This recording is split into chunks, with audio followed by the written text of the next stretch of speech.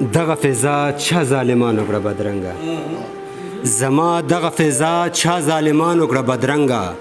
امیانو کړه بدرنګه کمولیانو کړه بدرنګه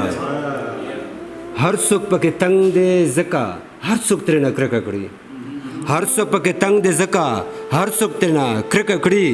دا ګل ګل پښتونخوا چا کافرانو کړه بدرنګه او دا داسې سرببره خړه پړه لیوانی نه وه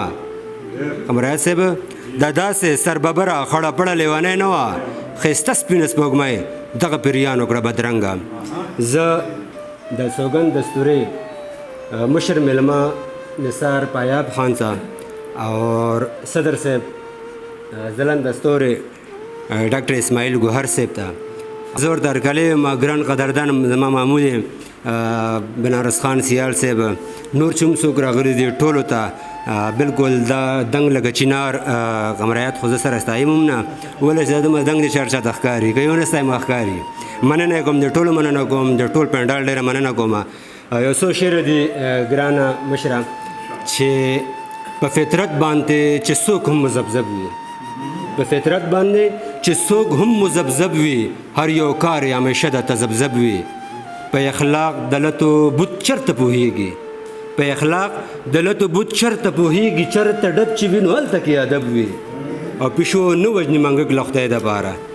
پیشو نه وژني منګک له خدای لپاره چې نږدې راځي د ده به څه مطلب وي او تږې ځي همیش اوبو پسې جانانه تږې ځي همیش اوبو پسې جانانه ستا د مینې موږ ته هر وخت طلب وي او د ژوند نور اقدار په لته یې وهلې د ژوند نور اقدار په لته یې وهلې چې پیسه د سړي دین دنیا مذهب وي او په یو ښکلي هسې مینه راتلی نه شي په یو ښکلي هسې مینه راتلی نه شي خانخیله د دې څه نه څه سبب وي سندرې د ژوندون مې سریام وې دا ځکه سندرې د ژوندون مې سریام وې دا ځکه بدنام شوم بدنام ته مې بدنام وې دا ځکه دا فخر کړم په ځان چې زه پښتون یم افغان یم دې تور ته مې تک تور په تور ماښام وې دا ځکه مننه دا فخر کړم په ځان چې زه پښتون یم افغان یم دې تور ته مې تک تور په تور ماښام وې دا ځکه دا خلک د فرنګ غلامان دي پاتې شوي دا ما ورته غلام ابن غلام وې دا ځکه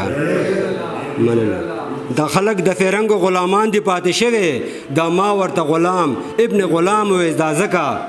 او زر باز د مخونو رنگ بدل بشو محفل کې زر باز د مخونو رنگ بدل بشو محفل کې چې ما بدا خوشحال بابا کلام وې دا ځکه خانخیل په سر اغستې مدام غم د خپلې خاورې خانخیل هر ځای نغمې د پښتون قام وې دا ځکه بدنام شوم بدنام ته مې بدنام وې دا ځکه سندرې د ژوندون مې سریام وې دا ځکه